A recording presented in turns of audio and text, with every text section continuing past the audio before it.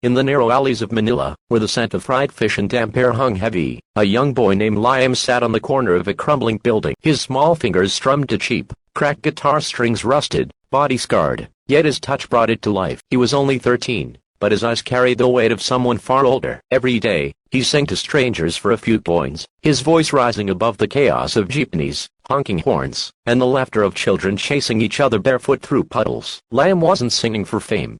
He was singing to survive. His mother, a laundry worker, had fallen ill months ago. The money they once barely scraped together vanished under hospital bills. His father had left years before, leaving behind only a half-torn family photo and an empty promise to come back when things get better. So Liam sang, morning to night. Sometimes at markets, sometimes outside cafes where people ignored him or worse, told him to move away. But he never stopped. Because when he sang, he could almost forget the hunger.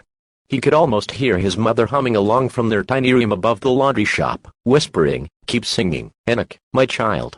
One day, the world will hear you." One rainy evening, as thunder rolled across the skyline, Liam found shelter beneath a rusted metal awning outside a music bar. Inside, a band was playing Hotel California, a song his mother once called the Song of Dreamers. When the band finished, a man stepped out for a smoke. His name was Carlos, a middle-aged sound engineer for a local TV talent show. He noticed the boy sitting there, soaked to the bone, clutching his guitar protectively. "You play that thing?" Carlos asked. Liam hesitated. "A little, sir." Carlos smiled and tossed his cigarette aside. "Play me something." The boy's fingers trembled at first, but when he began to strum the opening chords of Hotel California, something magical happened. His voice, soft, raw, and aching, pierced the air like rain on glass. Each word carried longing, loss, and beauty. Carlos stood frozen. He had heard thousands of singers, but this boy's voice carried truth. When the last note faded, the man whispered, "Kid, how would you like to sing on TV?" 2 weeks later, Liam stood backstage at the audition for Philippines Got Talent. His shirt was second-hand, his shoes mismatched, but his eyes shone with a quiet fire. The crowd was enormous. The lights were blinding. And the judges, stern, glamorous, and famous, looked like gods from another world. When his name was called, Liam walked out clutching his guitar. The murmurs started immediately. Some people in the audience laughed quietly at the sight of a ragged street boy on stage. One of the judges, Ms. Rivera, leaned forward. "What are you singing for us today?" Liam smiled nervously. "Hotel California, ma'am." The judges exchanged surprised glances. The music began. At first, his voice was soft, almost a trembling. But as the first verse filled the hall, a hush fell over the crowd. His tone carried the dusty roads of Manila, the pain of nights without food, and the tenderness of a mother's fading lullaby. When he reached the line, "You can check out anytime you like, but you can never leave," his voice broke just slightly. But that crack made it real.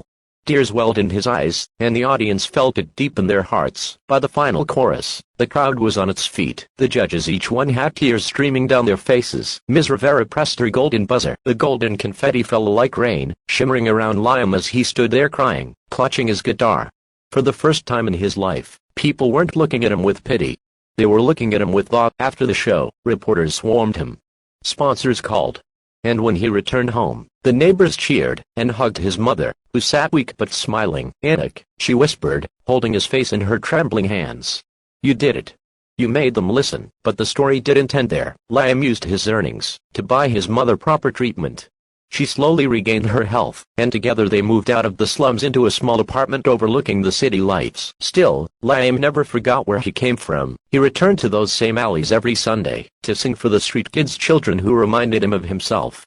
He gave them free lessons, taught them to sing with heart, not just with voice. One of his favorite sayings became famous online after an interview: "You don't have to be rich to be heard. You just have to sing loud enough for kindness to echo." Years later, Liam would perform on international stages. He would sing Hotel California again, this time with the original band, the Eagles, who invited him after his viral audition reached 50 million views. When he finished, the crowd erupted. But as always, Liam smiled humbly, and looked up, whispering a quiet thank you to the woman who had believed in him when no one else did, his mother. Today, his story remains one of the most emotional performances in the show's history, a story of a poor boy whose voice touched millions, and proved that dreams have no address, and hope has no price tag. And as his final words to his fans echo through countless YouTube comments and hearts across the world,